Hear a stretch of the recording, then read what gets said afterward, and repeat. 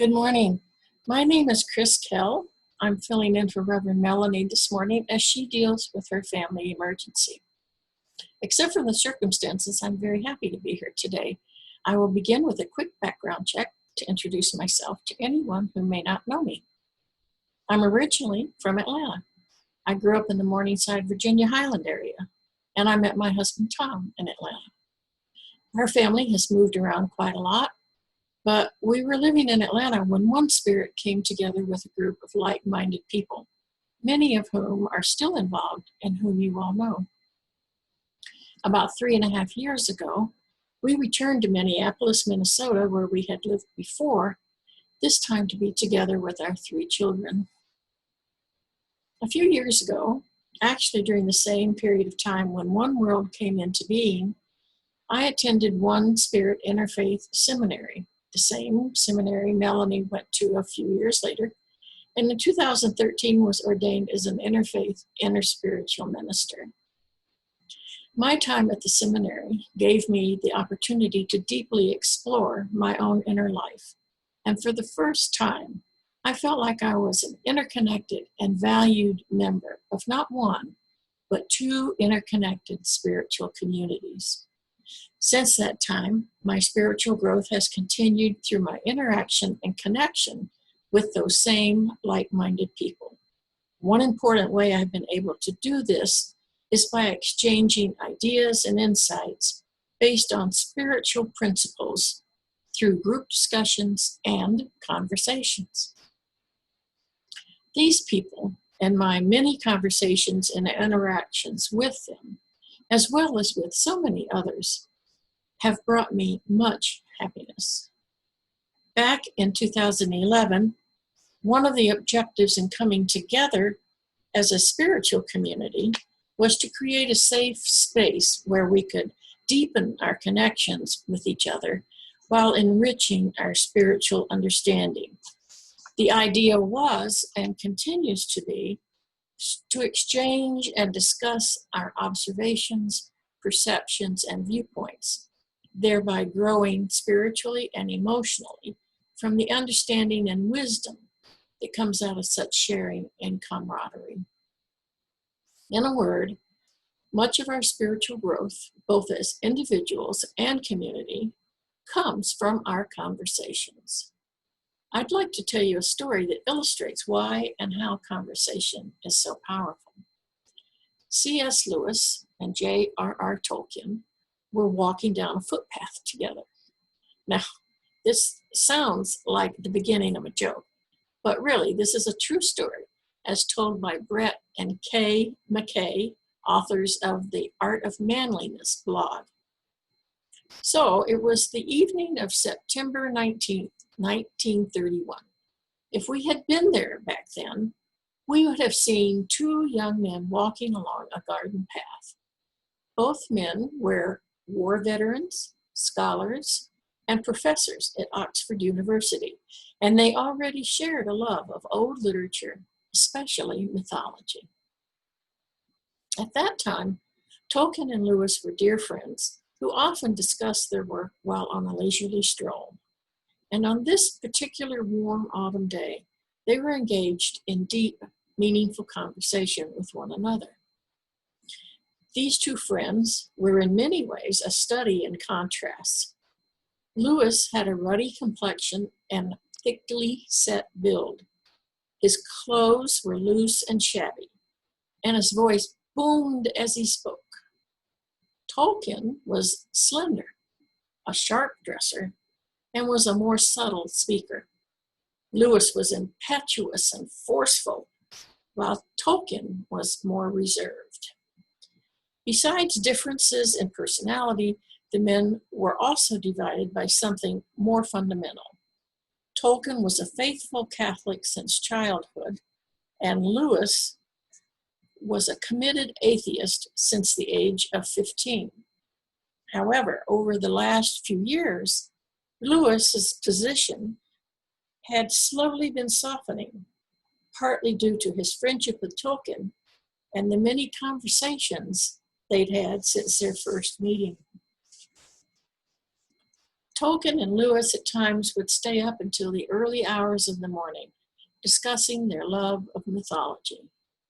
And I, for one, am very happy they did, because now we have stories like The Lord of the Rings and The Hobbit and The Chronicles of Narnia. Lewis, in particular, often shared with Tolkien his fondness for stories about love and peace, forgiveness and justice, telling his friend Tolkien that he, Lewis, the rational atheist, felt mysteriously moved by such stories of sacrifice, death, and resurrection. All his life, Lewis felt the tug of two seemingly contradictory impulses: a deep, unsatisfied longing for beauty and joy, as well as the desire to make sense of the world rationally. But during his conversations with Tolkien and their other friends, Lewis realized that these two systems of thought were not necessarily at odds and could, in fact, be reconciled. He realized that faith can be the greatest catalyst for imagination, and that imagination can create a reality more real than the experienced rational observation. A new possibility opened to Lewis, one in which he could bring his entire self to the Christian faith, mind and heart, intellect and intuition. It was a transformative, revelatory moment, ultimately arrived at through friendly yet powerful conversation. Lewis not only journeyed from atheism to theism to Christianity, he discovered an entirely new path for his life.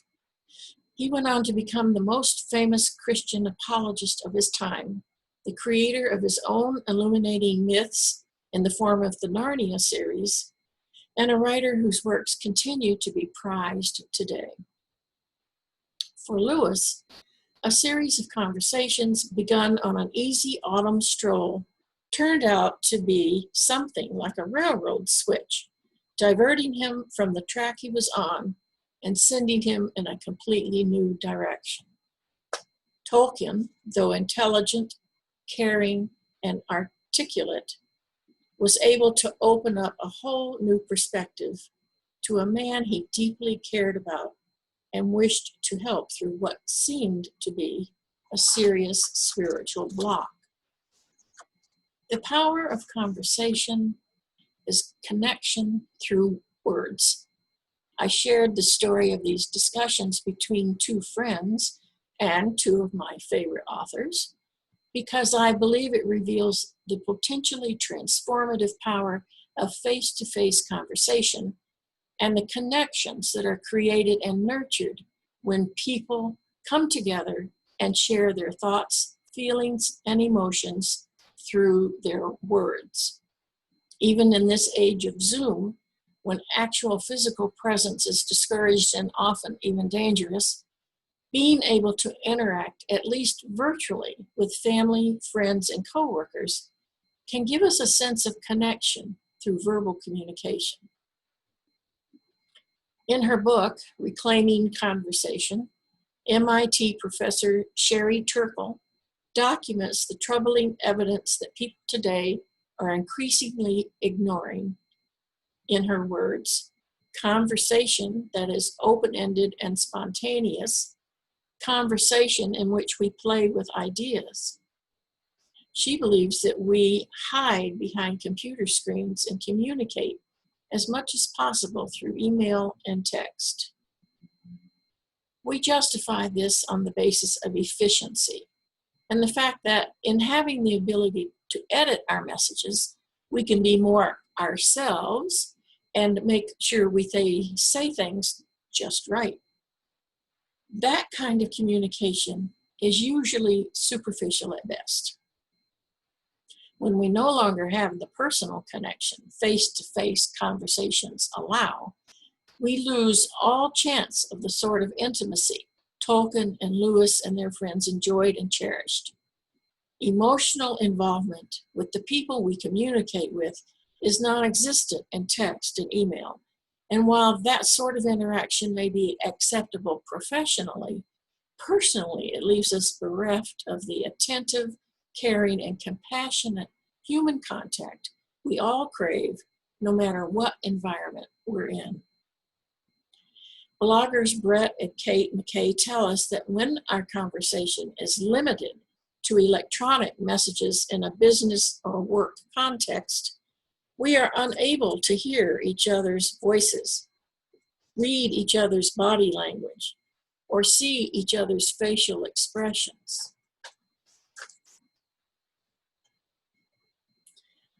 Without face-to-face connection, they say, texts and emails can shrivel our empathy and feelings of true connection. LOL is somehow not the same as actually hearing another's laughter come out or watching someone's face light up when complimented on a job well done. Information shared through personal conversation can validate our opinions and beliefs. Personal dialogue may also change our point of view through simple phrases like, wow, I never thought of that, or I understand, or oh yeah, the same thing happened to me. Conversation reminds us that we can't be right about everything all the time and opens our eyes to other possibilities and viewpoints. Mark Seaton and the folks at pursuitofhappiness.org make 3 observations about the correlation between conversation and happiness. First, people who have 1 or more close friendships appear to be happier. Second, the sharing of personal feelings, or called self-disclosure, plays a major role in the relief of stress and depression. And third, listening carefully and responding in encouraging ways, called active constructive responding, is a very effective way to cultivate positive emotions and deepen relationships. Moreover, they tell us that people who have 1 or more close friendships are happier. It doesn't seem to matter if we have a large network of close relationships or not. What seems to make a difference is if and how often we cooperate in activities and share our personal feelings with a friend or relative. Active, constructive responding, which is the ability to express genuine interest in what people say and respond in encouraging ways, is a powerful way to enrich relationships and cultivate positive emotions. Researchers have discovered that it is important to engage with others when the opportunities arise. According to neuroscientists, when pooling data across several studies, researchers found that life satisfaction decreased as more time was spent alone and increased as people spent more time talking to others. They determined that the more frequently we engage in deep and purposeful discussions with other people, the happier we feel about our lives. They tell us that our words are a major tool for building a bridge between ourselves and others. We long for social connection, researchers have discovered, and it's no surprise that a lack of human action harms our satisfaction with life. Other people provide us with support, warmth, and intellectual stimulation in our everyday human interactions. According to author and philosopher John Armstrong, people secretly yearn for real conversation because we long to encounter the best and most illuminating versions of other people. We long for the truth of ourselves to be seen and liked by another person, and we seek the acknowledgement and validation of our emotions and feelings that comes from a heartfelt conversation with somebody willing to listen. Such communication is especially hard right now, but not impossible. And in a time when hugs, handshakes, and even being closer than 6 feet is no longer the norm, face-to-face contact, even electronically by computer or over the telephone, becomes that much more important. Staying together while staying apart is a challenge, but not an unsurmountable one. Online interactions are not only helpful for connecting with larger groups of people, such as coworkers, they afford us a much needed way to reach friends and relatives when personal interaction is difficult. While not able to provide physical face-to-face contact, programs like Zoom, Google Hangouts, Skype, and many more are viable substitutes, even if not optimal for the time being. According to one study, the need for connectivity and belonging is fundamental in humans, not only when we are born, but also in adult life. Positive psychology and research highlights how pleasant social interactions increase our personal well-being and provide greater life satisfaction and happiness. And whether we talk to others for information sharing, advice giving, or just to vent, talking things out helps us put everything in perspective, which then helps build our resilience and our ability to cope when things don't go according to plan. Taking the time to talk out our emotions also enables us to work through situations that have caused difficulties. Often we can figure out how the problem occurred and what to do to fix it. Problem solving through conversation can ease tension, soften hurt feelings, help lift negative feelings, and release resentment, anger, and blame. Personally sharing feelings and emotions solidifies relationships. Love, appreciation, gratitude, delight. Sharing these feelings builds affectionate bonds that often last a lifetime. Without taking the time to call and talk personally, as embarrassing and painful as that may be sometimes, hurt feelings, resentment, and anger are left to fester and boil over, often with no warning. Psychologist Martin Seligman, founder of positive psychology, says spending time with friends or colleagues builds positive emotions, a key component of happiness. Social relationships are vital for a happy and fulfilling life, he says, and a vital element of social interaction is good conversation. To have all of that stop suddenly is jarring, to say the least, and exactly what has happened to us today. I expect all of us by now are aware that people who really miss being around others and who may not have outlets or adequate support systems can become lonely. Most of us are used to getting out daily, and even those who are retired or don't work usually make trips to run errands or visit friends. However, during this time of involuntary social distancing, or what some may call house arrest, even those who normally prefer solitude may find themselves unprepared for the feelings of loneliness and depression that may arise. There has been, of course, much discussion by many professionals about how to cope with social distancing and quarantine during this pandemic. So what conclusions have these experts come to? What do they suggest is the best way to get through this period of isolation? Well, one way seems to always top the list of coping mechanisms, and it's to find ways to connect with others, despite the circumstances we find ourselves in right now. These experts, as well as our own common sense, tell us that staying in contact with other people not only staves off boredom, it also is critical for minimizing a sense of isolation.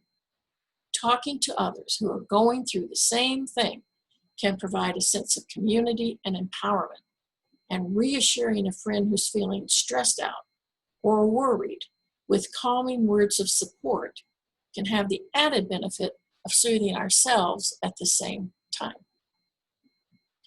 Human connection is vitally important for mental health and well-being. Humans are wired to have feelings.